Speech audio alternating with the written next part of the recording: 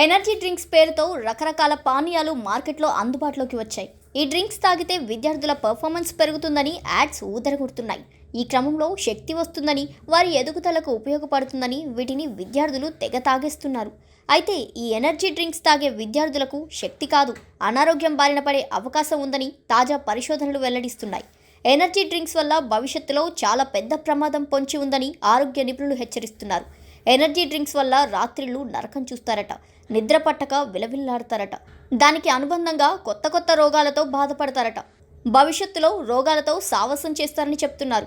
పరిశోధకుల అభిప్రాయం ప్రకారం ఎనర్జీ డ్రింక్స్లో చక్కెర, విటమిన్లు, మినరల్స్, అమైనో ఆమ్లాలు ఎక్కువ మొత్తంలో ఉంటాయి. ఈ పదార్థాలు మెదడులోని అడెనోసిస్ అనే నిద్రను ప్రేరేపించే రసాయనాన్ని నిరోధిస్తాయని పరిశోధకులు భావిస్తున్నారు. దీని ఫలితంగా ఎనర్జీ డ్రింక్స్ తీసుకునే వ్యక్తులు నిద్రపోవడం కష్టంగా మారుతుంది.